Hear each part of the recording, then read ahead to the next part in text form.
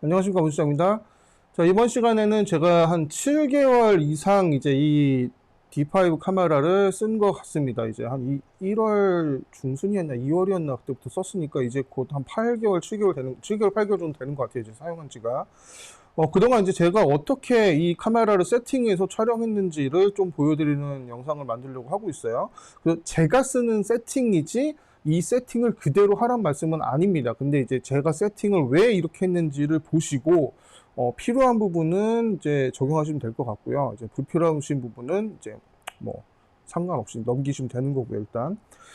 그리고 저 같은 경우에는 이제 카메라의 세팅을 뭐 정해놓고 쓰는 스타일은 아니에요. 그때 다 모든 걸 바꿉니다. 그리고 저는 거의 대부분 매뉴얼로 촬영을 해요.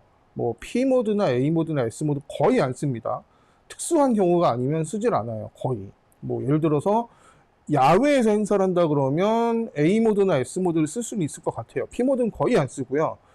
정말 급박하게 노출의 차가 극대화되어 있는 야외에서 실내를 들어온다거나 거꾸로 나간다거나 뭐 이런 경우에는 P모드를 쓰는 경우도 있기는 하지만 그건 진짜 1년에 한 번 있을까 말까 한 거거든요. 그래서 이번 영상에서는 뭐 P모드나 S모드 이런 건 얘기 안 할 거고요. 이 카메라의 디테일한 세팅에 대해서만 말씀을 드리겠습니다. 일단 한번 카메라 메뉴를 한번 볼게요. 자, 일단 이게 지금 현재 제가 사용하고 있는 파인더의 모습이에요. 제가 이 카메라를 전원을 켜고 눈을 갖다 대면 이렇게 나옵니다. 이 화면이 나올 건데, 자, 일단 뭐 상단에 보시면 제일 위에 있는 게 이제 매뉴얼이죠. 매뉴얼 모드라고 되어 있는 거고, 모드를 바꾸면 저기 바뀝니다. 노란색 글씨가 여기 바뀌는 거고, 그다음 그 옆에 있는 S는 요 드라이브 모드예요. 그래서 요 위에 있는 다이얼, 자, 이 부분인데 요 부분 여기 앞에 버튼이 하나 있습니다. 버튼을 누르시고 이걸 돌리시면 이제 S에서 시작을 해서 이렇게 L, 로우예요, 로우. 그래서 여기서는 이제 저속 연속 촬영을 하실 수가 있는 거고, 그 다음에 여기는 이제 고속 연속 촬영, 이제 H거든요, 여기는. 그 다음에 여기 이제 셀프 타이머, 그리고 뒤에 보면은 이제 네모가 여러 개 돼 있는데 이거는 이제 소프트 다이얼로 변경하겠다는 얘기예요, 일단. 그렇고요.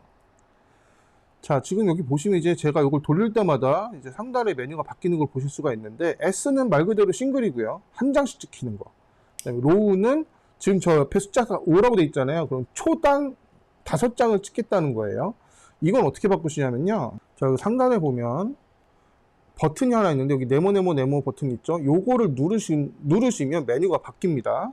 그래서 보시면 요런 식으로 메뉴가 바뀌는 걸 보실 수가 있을 거예요. 이 버튼을 누르면. 자, 그래서 이 버튼 누른 다음에 메인 다이얼, 여기 옆에 메뉴에 보시면 다이얼 모양이 아래쪽으로 반원이 되어 있는 거 있죠. 그럼 그거는 이제 바디 뒤쪽에 있는 메인 다이얼이에요. 이걸 돌리시면 이제 초당 10연사까지 선택하실 수가 있습니다. 이 상태에서. 그래서 본인이 이제 원하시는 쪽을 갖다 놓으시면 되는 거예요. 그래서 이렇게 놓으시면 초당 5연사 이렇게 되어 있고, 그 다음에 하이로 가면 지금 20연사 되어 있는데 원래는 제가 한 12연사 정도를 사용하고 있습니다. 그리고 이제 이 카메라 같은 경우에는 JPG만 찍을 때는 120연사까지 가능은 합니다. 근데 저는 사용 안 하고 있고요.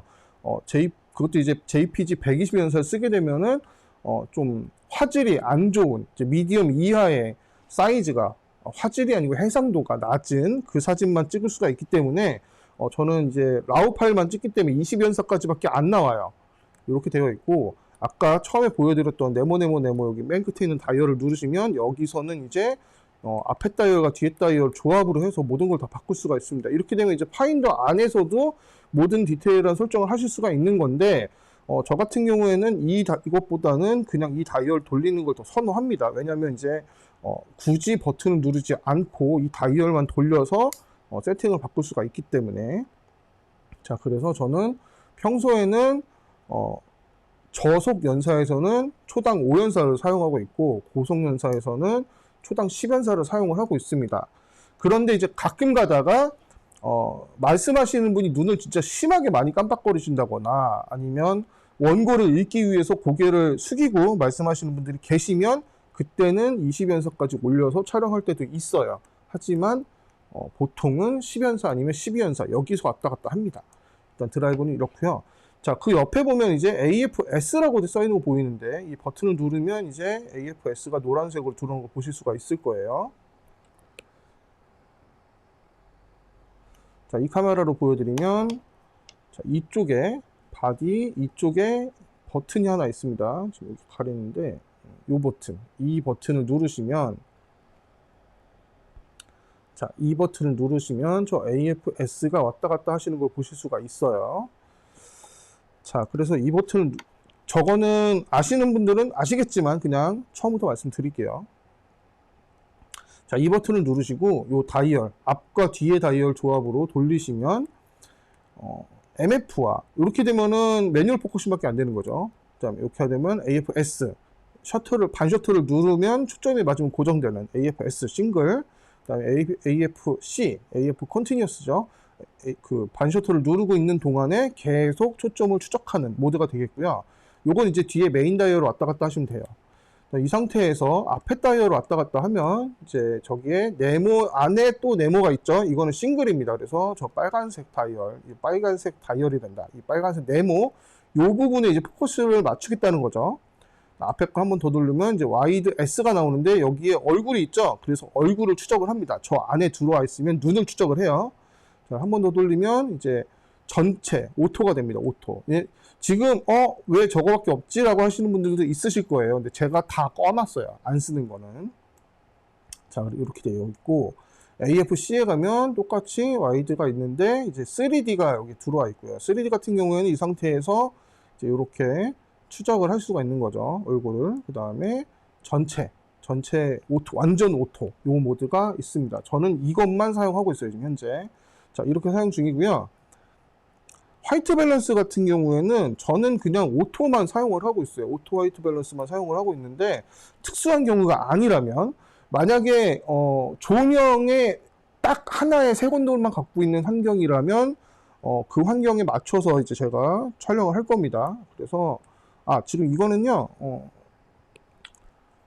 요 뒤에 보시면 이제 화이트 밸런스 버튼이 있어요. 요 버튼을 누르면 이제 이런 식으로 바뀌는 겁니다. 그래서 여기서 제가 원하는 화이트 밸런스를 선택해서 촬영할 수가 있는데 저는 웬만하면 오토에서 사용 중이고 오토도 이제 0이 있고 1이 있고 2가 있어요. 근데 1만 사용 중이에요. 왜냐면 저는 사실 모든 걸 다 보정하기 때문에 라이트룸에서 그래서 화이트 밸런스에 별로 신경을 안 씁니다.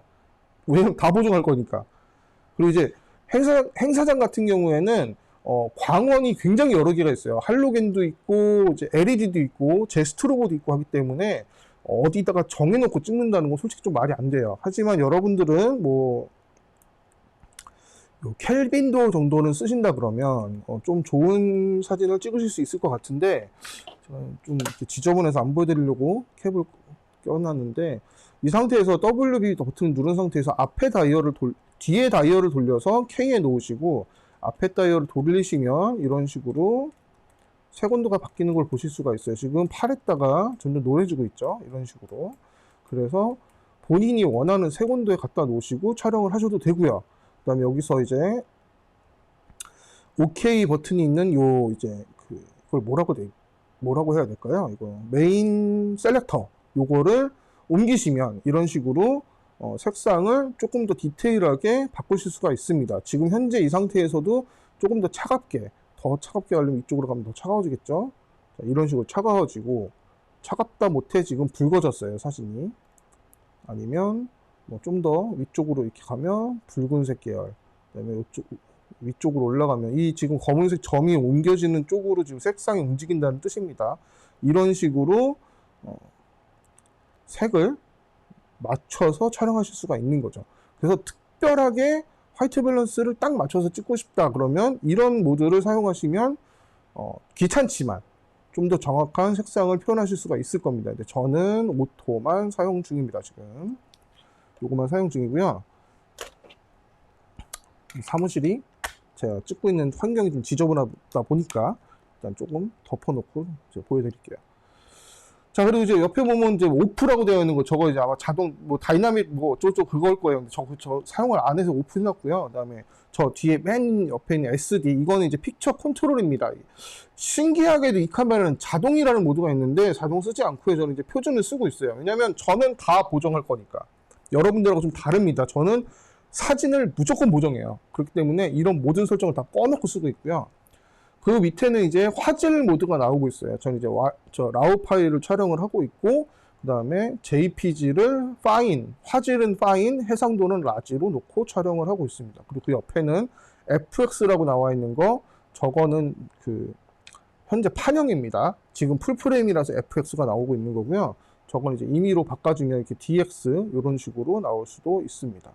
자, 밑에 쪽에 보시면 이제 손 흔들고 있는 버튼 있죠? 저거는 손떨림 방지예요. 그래서 여기서 손떨림 방지를 끄면 저 아이콘이 없어집니다. 없어졌죠? 네, 기본적으로 손떨림 방지는 켜놓고 사용 중입니다. 그리고 밑에 AF하고 손 마크가 있는데 이거는 손으로 터치를 하면은 그쪽에 초점이 맞는다는 거고요.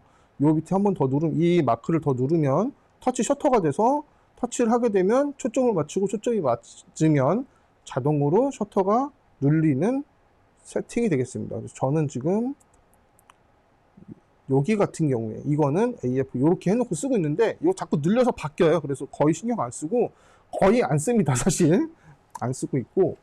자, 그리고 이제 저 끝에 보면 I가 있는데 이 I는 이제 터치 버튼에 I를 누르셔도 되고요. 이 터치 스크린 I를 누르셔도 되고, 요 후면에 있는 I 버튼을 누르셔도 됩니다. 이렇게 누르시게 되면은 이 안에 이런 메뉴들이 있는데 이건 제가 다 만들어 놓은 메뉴예요. 일부러 제가 다 바꿔놨습니다. 요거는 이제 진행하면서 보여드릴게요. 자, 그리고 이제 맨 밑에 이제 배터리의 잔량이 나오고 있고, 측광 모드가 나오는데 측광 모드는 멀티 측광을 사용을 하고 있어요. 굳이 멀티 측광이 아닌 거를 사용하실 필요는 없을 것 같아요. 이 카메라 같은 경우엔 굉장히 좀 정확한 편입니다. 이 측광법이. 그러니까 뭐 예전에 오래 전부터 사진 하신 분들은 중앙부중점을 좀 선호하신 분들도 계실 거예요. 저도 중앙부중점을 꽤 오래 사용을 했어요. 그런데 굳이 멀티 측광을 안 쓸 이유가 없더라고요. 사실 그렇게 차이가 많이 안 나요. 그게 왜 그러냐면 DSLR 같은 경우에는 노출계만 보고 노출을 맞춰야 합니다. 그런데 자, 이거 따로 보여드릴게요. 자, 이 카메라 같은 경우엔 노출계를 보고 노출을 맞출 필요가 없어요. 왜냐하면 여기서 노출을 바꾸게 되면 이런 식으로 노출이 바뀐 게 보입니다. 그렇기 때문에 굳이 중앙부중점 측광을 사용을 하면서 노출을 예측하는 행위를 계산을 할 필요가 없는 거예요. 그래서 이렇게 그냥 멀티 측광에 놓고, 그리고 이런 식으로 눈으로 보면서 이제 노출을 결정할 수가 있는 거죠. 자, 그리고 밑에 보시면 250분의 1초는 당연히 셔터 스피드고, 그 옆엔 조리개, 그 옆에는 감도입니다. 자, 일단 이렇게 되어 있고요. 자, 메뉴에 들어가서 이제 제가 건드린 부분을 좀 보여드릴게요. 바꾼 부분을. 자, 지금부터는 카메라 하나 끄고, 자, 맨 위에 이제 카메라 모양에 있는 사진 촬영 메뉴입니다. 저는 사진을 찍는 사람이기 때문에 영상은 건들질 않았어요. 거의. 이제 이 카메라로 영상을 지금 거의 안 찍고 있어요. 왜냐면 다른 카메라도 유튜브로 찍기 때문에. 저는 영상 안 찍어요. 그래서 영상은 말씀 안 드릴 거고요. 사진 촬영 메뉴만 보여드릴 건데, 자, 맨 위에 보면은 촬영 메뉴 뱅크라는 게 있습니다. 이게 뭐냐면요, 촬영할 세팅을 미리 저장해 놓는 거예요. 그래서 저는 이제 A랑 B에 이렇게 좀 세팅을 바꿔놨는데, 이건 다음에 다른 영상이나 이 영상 뒷부분에 설명드릴게요. 그래서 메뉴 뱅크 옵션 추가, 요 버튼, 요거는 이제 위에 물음표를 눌러보시면 이렇게 설명이 나옵니다. 이 카메라는 참 친절해요. 이렇게 물음표를 누르면 무슨 얘기인지 설명을 해주고 있어요. 이제 무슨 얘기냐면, 이 메뉴 뱅크 옵션 추가를 해놓으면 더 많은 옵션을 이 메뉴에 여기 안에 들어있는 게 아닌 다른 옵션들, 뭐 화이트 밸런스가 됐던 셔터 스피드가 됐던 촬영 노출 모드가 됐던 이런 것들이 다 저장이 된다는 얘기예요. 그래서 저는 이제 켜서 사용 중이고, 이 부분은 다른 뒷시간에 아니면 다른 영상에 말씀드리겠습니다. 저장 폴더는 뭐 그냥 그대로 쓰고 있습니다. 그대로 쓰고 있고요. 그 다음에 파일명은 제가 이렇게 바꿔서 사용 중입니다. EP5라고 되어 있는데, 이벤트 픽 카메라의 5번째 카메라여서 EP5입니다. 이 카메라 뒤에 카메라 사면은 EP6일 거예요. 그 뒤에는 7이고요. 자, 슬롯 2의 기능은 현재 저는 백업 기록을 사용 중이에요. 메모리 카드는 지금 제가 메모리 카드 보여드릴게요. 자, 메모리 카드 이렇게 2개 사용 중인데요. 이거 이제 엔젤버드라고 하는 메모리 카드예요. 호주 회사더라고요. 뭐 물론 만든 건 중국이고요. 요 메모리 카드 사용 중인데 512기가짜리 2개를 지금 백업 기록으로 사용 중입니다. 왜 백업을 사용하고 있냐면 물론 그럴 일은 없겠지만 이게 메모리다 보니까 뭐 고장이 날 수도 있어요.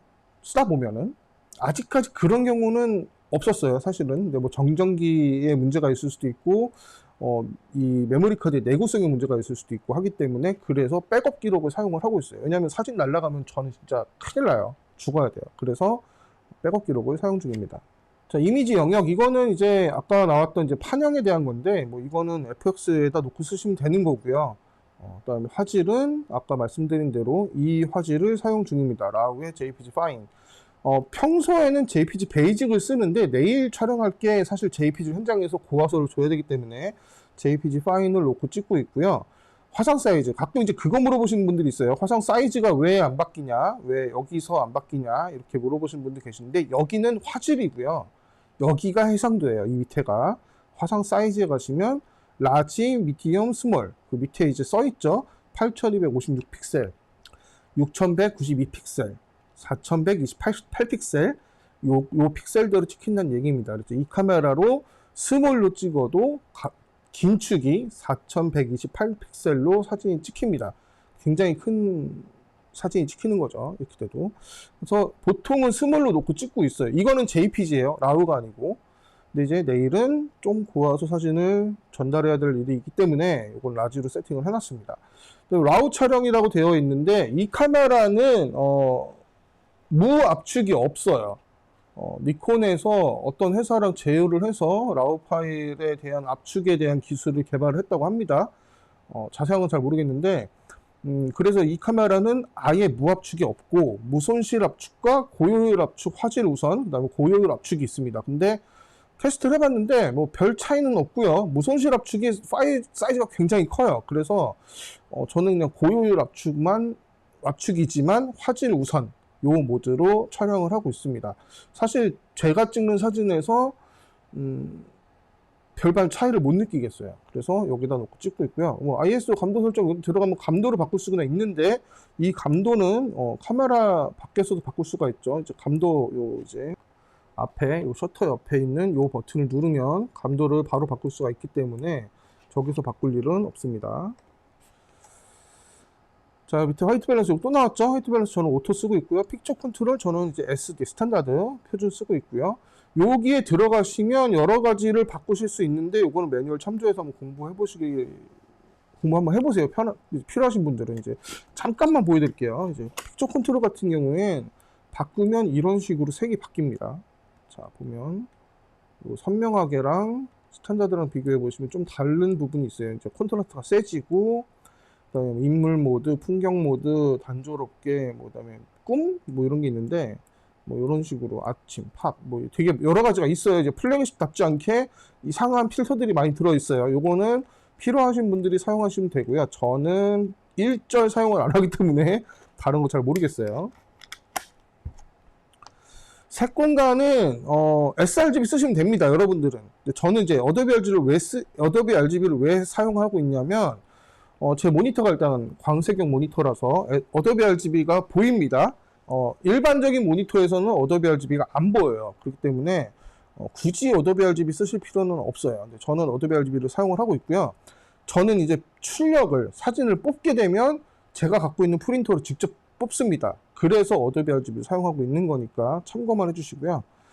액티브 디라이트 요거 뭔지 보고 싶으시면 요런 겁니다. 그래서 이제 뭐 아까 약간 HDR 같은 거예요. 이제 콘트라스트를 이제 좀 끌어당기고 이제 섀도우와 하이라이트 영역의 이제 디테일을 이제 살려준다는 얘기죠. 날아가지 않고 떡지지 않게 찍게끔 해주겠다는 건데 어차피 좀 보정할 거니까 꺼놨고요. 밑에 것도 당연히 꺼놨고요. 고감도 노이즈 요거는 그냥 표준입니다. 안 만졌고요. 비네트 컨트롤, 요거는 표준으로 놓고 사용을 하고 있어요.